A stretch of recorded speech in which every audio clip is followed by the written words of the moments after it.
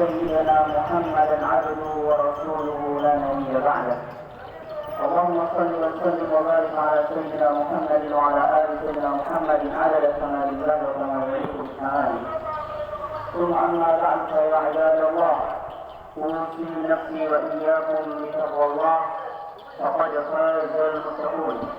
وقد قال الله تعالى في كتابه العزيز: يا أيها الذين آمنوا اتقوا الله حق تقاته ولا تموتن إلا وأنتم مسلمون.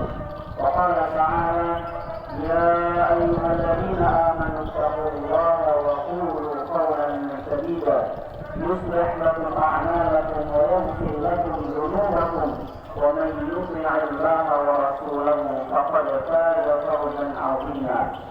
Ma'asyiral muslimin, hadirin sidang Jumat yang dimuliakan Allah. Pertama-tama khatib berpesan kepada diri khatib pribadi dan kepada kita semua. Marilah kita senantiasa meningkatkan kualitas keimanan dan ketakwaan kita kepada Allah Azza wa Jalla. Bil khusus saat ini kita baru saja memasuki pekan pertama daripada bulan mulia Rajab, salah satu daripada 4 bulan haram atau bulan terhormat yang harus kita muliakan.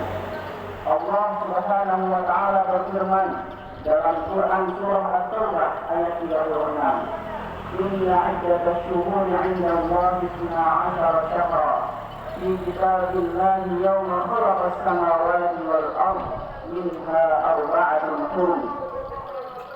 ذلك الدين القيم فلا تظلموا فيهن أنفسكم وقاتلوا المشركين كافة كما يقاتلونكم كافة واعلموا أن الله مع المتقين." Sesungguhnya jumlah bilangan bulan di sisi Allah ada 12 bulan. Sejak dari Lauhul Mahfuz ketika Allah Subhanahu wa taala menciptakan langit dan bumi, Allah telah menetapkan jumlah bulan tersebut. Di antara 12 bulan tersebut, di antaranya ada 4 bulan yang haram atau 4 bulan yang terhormat. Maka pada 4 bulan yang terhormat tersebut, janganlah kalian menzalimi diri kalian sendiri. Itulah agama yang lurus. Dan perangilah orang-orang muslimin secara menyeluruh sebagaimana mereka memerangi kalian secara menyeluruh. Bertakwalah kepada Allah dan ketahuilah bahwasanya Allah senantiasa bersama dengan orang-orang yang bertakwa. Ma'asyiral muslimin rahimakumullah. Ayat yang baru saja kita baca dan kita dengar ini menegaskan bahwasanya terhormatnya 4 bulan haram, yaitu yang pertama Rajab, 2 Dzulqa'dah, 3 Dzulhijjah, dan keempat Muharram. Maka semestinya kita sebagai orang yang beriman menjaga adat-adat kita ketika kita memasuki salah satu daripada 4 bulan haram ini dengan tidak menzalimi diri sendiri berupa melakukan pelanggaran-pelanggaran, melakukan dosa-dosa yang sejatinya akibat buruknya daripada pelanggaran dan dosa-dosa tersebut akan kembali kepada pelakunya.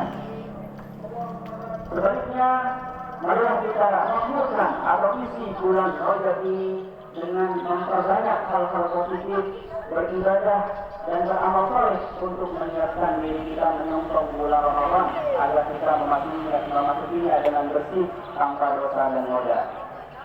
Ma'asyiral muslimin, di antara sekian banyak keistimewaan bulan Rajab, Al-Imam Abdul Qadir Al-Jilani dalam kitabnya Al-Bunyah li Thalibil Haqq, beliau menyebutkan atau menguak rahasia yang terkandung daripada nama bulan Rajab. Beliau diilhami bahwasanya Rajab itu bisa kita maknai sesuai dengan huruf-huruf yang menyusunnya. Yang pertama adalah huruf Qa. Huruf Qa menyimbolkan rahmah. Bagaimana bulan Rajab dari zaman dahulu sampai masa jahiliyah sebelum Nabi Muhammad SAW diutus sebagai Nabi, itu sudah terkenal dengan urusan Al-Asr. Artinya adalah bulan di mana Allah Subhanahu wa taala melimpah ruahkan kasih sayangnya. Maka sudah menjadi semestinya, dan itu terbukti di masyarakat-masyarakat bagaimana yang tadinya kita merasakan banyak kesulitan ketika memasuki bulan Rajab, tiba-tiba kesulitan-kesulitan itu berubah sedikit demi sedikit menjadi kemudahan. Ketika kita merasakan rezeki kita mandek, ketika masuk bulan Rajab maka rezeki kita akan semakin terbuka kerannya untuk mengalir. Ketika hati kita sebelum-sebelumnya gelisah dan sedih, ketika masuk bulan Rajab tiba-tiba hati kita menjadi adem dan tenang. Karena bulan Rajab ini adalah disumpah benakan di situ rahmat Allah Subhanahu wa taala. Terus yang kedua daripada kata Rajab adalah jin. Jin menyimbolkan menurut Imam Abdul Qadir Al-Jailani yaitu al-jin. Al-jin adalah sifat yang berarti sifat kedermawanan dan kemurahan Allah Subhanahu wa taala. Maka pada bulan Rajab yang juga dikenal dengan Syahrul Istighfar, Allah Subhanahu wa taala membuka sebesar-besarnya pintu maafnya. Maka mari kita manfaatkan kesempatan ini untuk kembali kepada Allah, untuk memperbanyak istighfar, untuk memperbanyak munajat, semakin mendekatkan diri kepada Allah Azza wa Jalla. Dan mari juga di bulan ini kita meneladani sifat al-jud atau kedermawanan Allah dengan meningkatkan intensitas bersedekah kita dan berbagi kita dan berinfak kita. Kemudian huruf yang ketiga adalah ba. Ba menyimbolkan al-birru wasilah, yaitu di mana Allah Subhanahu wa taala mengangkat pangkat dan derajat hamba-hamba pilihannya. Kita mengetahui pada bulan Rajab ini dahulu Rasulullah SAW diperjalankan pada perjalanan yang suci, yaitu perjalanan Isra Mi'raj. Dan ini bukan hanya menjadi keistimewaan bagi beliau, tapi juga bagi kita umatnya, di mana Allah Subhanahu wa taala ketika Rasulullah kembali, beliau Allah menitipkan orang-orang atau hadiah berupa syariat salat 5 waktu, yang di mana melalui syariat salat 5 waktu itu apabila kita tunaikan dengan sempurna rukun, kewajiban, sunnah-sunnah dan adatnya, itu merupakan jalur kita Mi'raj atau bagaimana mengangkat pangkat dan derajat kita di hadapan Allah Subhanahu wa taala. Mudah-mudahan di bulan Rajab ini kita bisa menggapai rahmat, kasih sayang, al-jud, kedermawanan, kemurahan, dan al-ba, yaitu al-bir wasilah, yaitu pengangkatan derajat dari Allah Subhanahu wa taala. A'udzubillahi minasyaitonir rajim. Subhanalladzi asra bi 'abdihi lailan minal masjidil haram ila al-masjidil aqsa alladzi barakna hawlahu لنريه من آياتنا إنه هو السميع البصير. بارك الله لي ولكم في القرآن العظيم ونفعني وإياكم بما فيه من الآيات والذكر الحكيم وتقبل مني ومنكم تلاوته إنه هو الغفور الرحيم. اللهم صل على سيدنا محمد. اللهم صل على سيدنا محمد. اللهم صل على سيدنا نبينا محمد.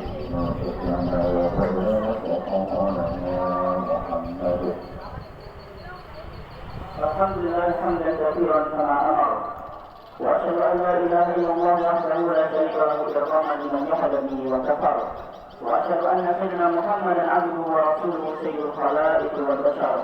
اللهم صل وسلم وبارك على سيدنا محمد وعلى اله وصحبه ما كفرت عين بنظر وسمعت اذن بخبر. اما بعد فيا عباد الله اتقوا الله وذروا الفواحش ما ظهر منها وما بطن، واعلموا ان الله امركم بامر بدا فيه بنفسه وثنى بملائكته المسبحه بالصدق بقدسه وثلثكم ايها المؤمنون فقال عز من قائل ان الله وملائكته يصلون على النبي يا ايها الذين امنوا صلوا عليه وسلموا تسليما. اللهم صل وسلم وبارك على سيدنا محمد وعلى اله وصحبه اجمعين. اللهم اغفر للمسلمين والمسلمات والمؤمنين والمؤمنات الاحياء منهم والاموات. اللهم اصلح ولاة امور المسلمين اجمعين ووفقهم لما تحبه وترضاه من العباد والبلاد يا كريم. اللهم اجعل بلادنا سلما سلاما رخاء رخاء امنا امانا وسائر بلاد المسلمين. ربنا اتنا في الدنيا حسنه وفي الاخره حسنه وقنا عذاب النار. عباد الله ان الله يامر بالعدل والاحسان وايتاء ذي القربى وينهى عن الفحشاء والمنكر والبغي يعظكم لعلكم تذكرون. فاذكروا الله العظيم يذكركم واشكروه على نعمه يزدكم واسالوه من فضله يعطكم ولذكر الله اكبر. اقيموا الصلاه. الله أكبر الله أكبر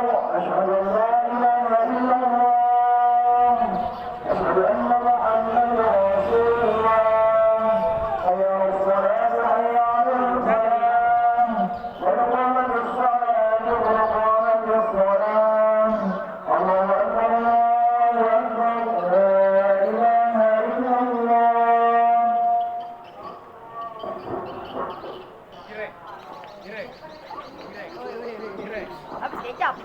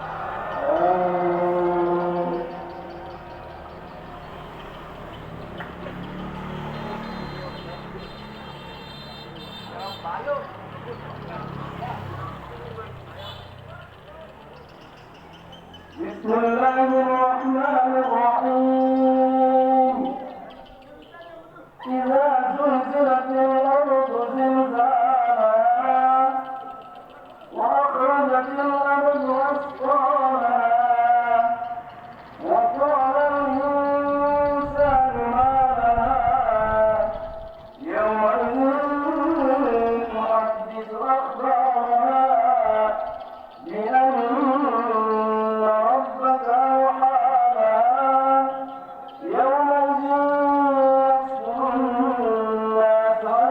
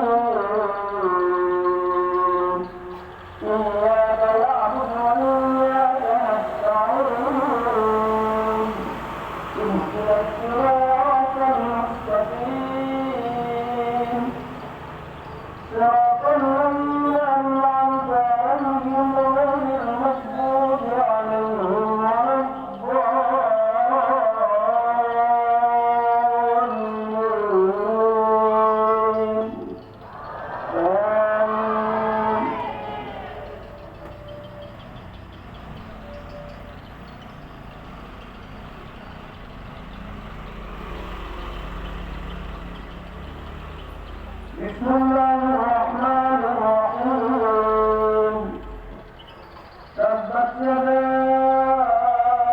أبي لهب وتب ما أغنى عنه ماله وما كسب سيصلى نارا ذات لهب وامرأته حمالة الحطب في جيدها حبل مسد الله أكبر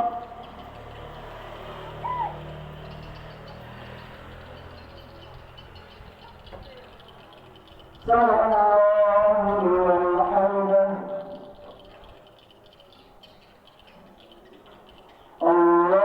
الله أكبر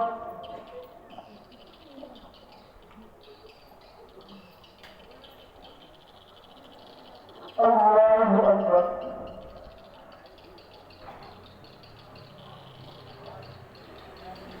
الله أكبر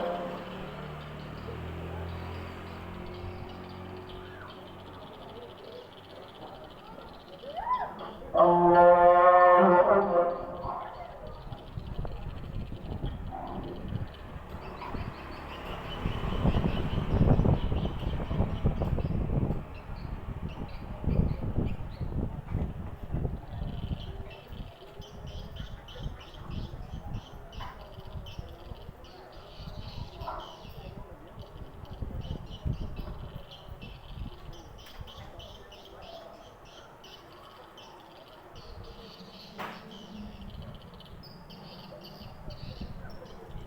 السلام عليكم ورحمة الله. السلام